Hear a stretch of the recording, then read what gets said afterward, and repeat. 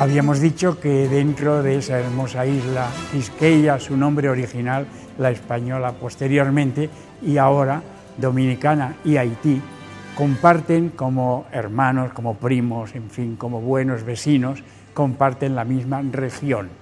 Haití queda situado más hacia el occidente de la isla, esa isla que está, como decíamos, en el mar de las Antillas, y que está dividida entre esas dos naciones de República Dominicana. Ya hemos estado conversando, esta de acá, y nos faltaría también ver que Haití, acá no se encuentra lo que es la línea fronteriza, pero por esta altura más o menos se divide para acá la zona de Haití, el país que además tiene otro idioma diferente.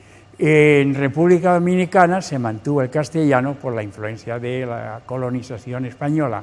Acá, cosa curiosa en la historia también, como los países, las metrópolis en Europa se sentían dueños de todo, ellos se dividieron y entre España y Francia, por un convenio, los españoles dijeron a Francia: te damos la mitad para que estés contento.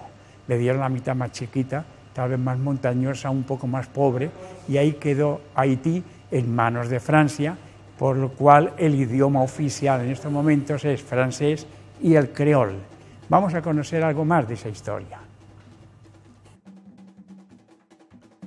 En las Antillas del Mar Caribe, en la región occidental de la isla La Española, conoceremos un país denominado Haití. Este territorio comprende igualmente la isla de la Tortuga, archipiélagos y diversos islotes de sus aguas territoriales. Su capital y ciudad principal es Puerto Príncipe, y sus idiomas oficiales son el francés y el creole, un criollo haitiano. En Haití, el 55% de los habitantes son católicos y algo más de un 20% son protestantes.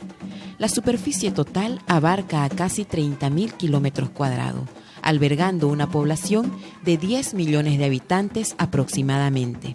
La parte oriental de la isla comprende el territorio de República Dominicana.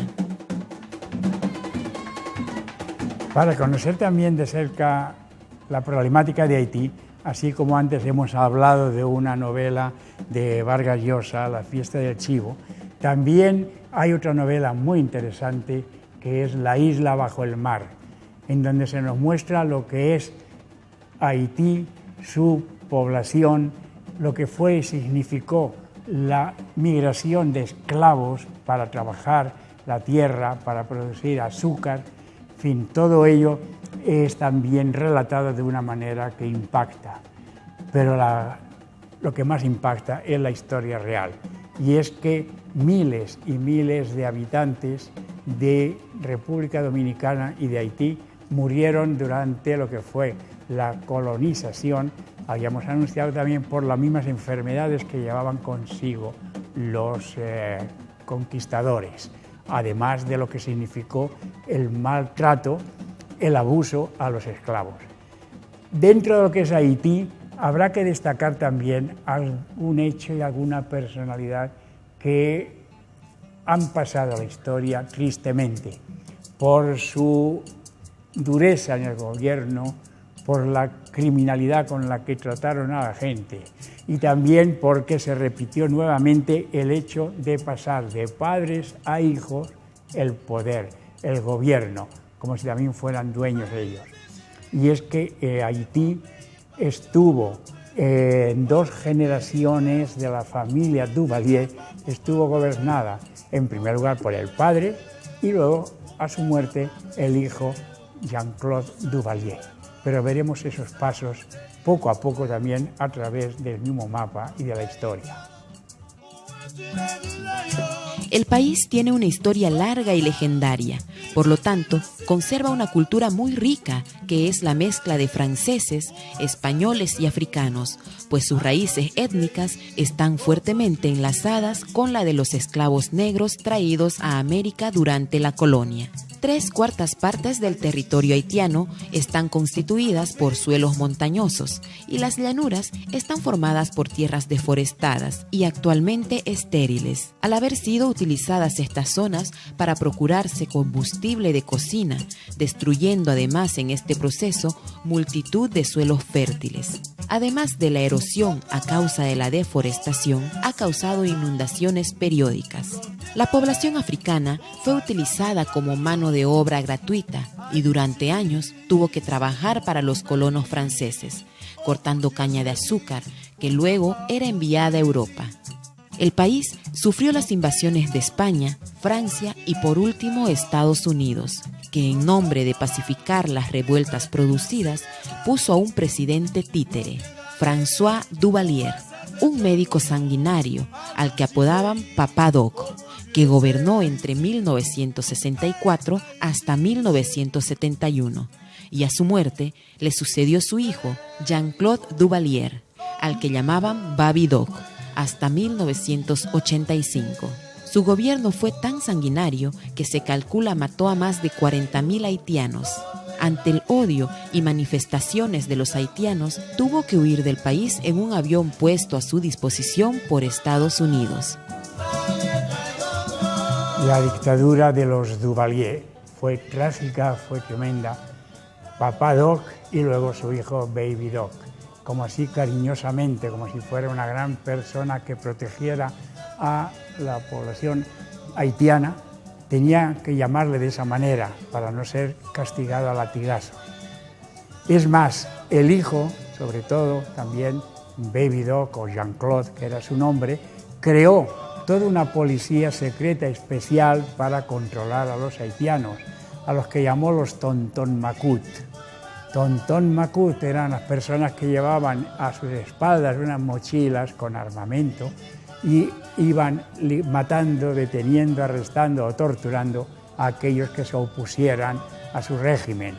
Es más, aprovechando también la religiosidad del pueblo, Baby Doc llegó incluso a ser un culto de su personalidad y cada noche salían las escuelas, los colegios con los niños a cantar por las calles, iban cantando y rezando lo que conocemos muchos católicos, lo que llaman las letanías, que iban diciendo Baby Doc ruega por nosotros, Baby Doc ora por nosotros.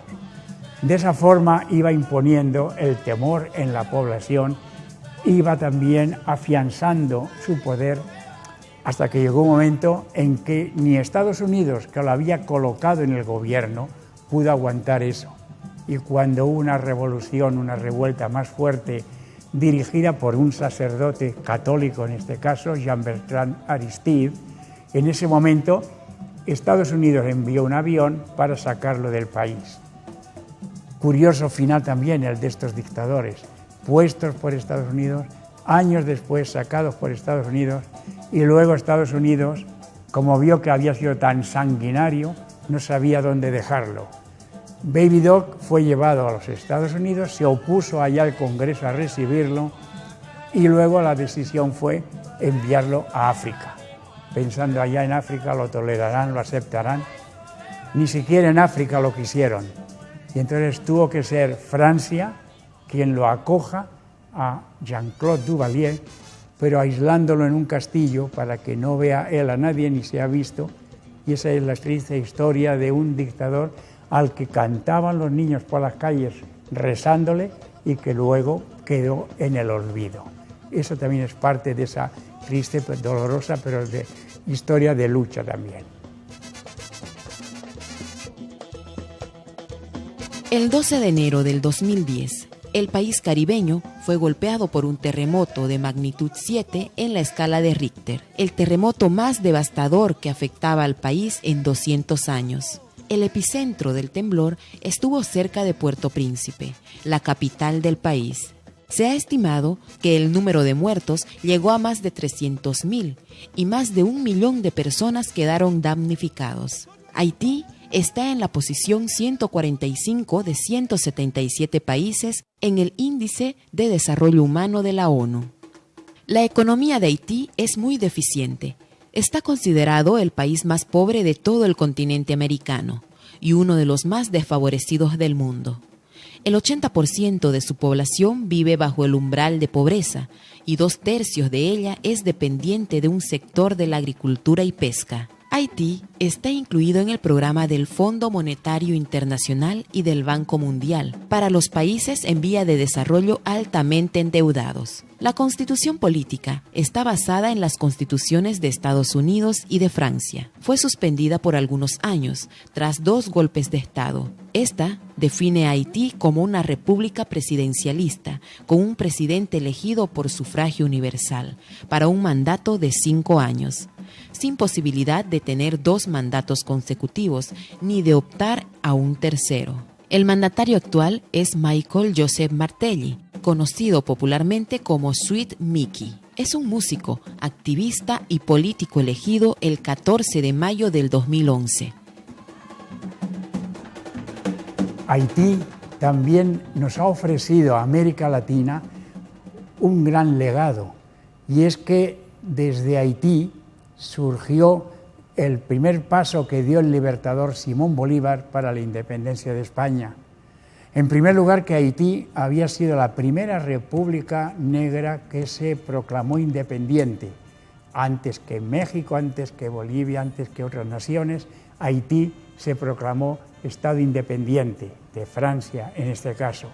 Y ahí acogió a Simón Bolívar, cuando escapaba también él de los perseguidores, lo recibió en Haití. Ahí se preparó Simón Bolívar para retornar al continente e iniciar la campaña de independencia desde Venezuela a la Gran Colombia y llegar hasta el Cerro de Potosí, acá en Bolivia. También este es un legado en la historia que le debemos a Haití y que no se puede ocultar a pesar de esa pobreza, lamentablemente, que hoy se ve y que además ha sufrido con los últimos terremotos.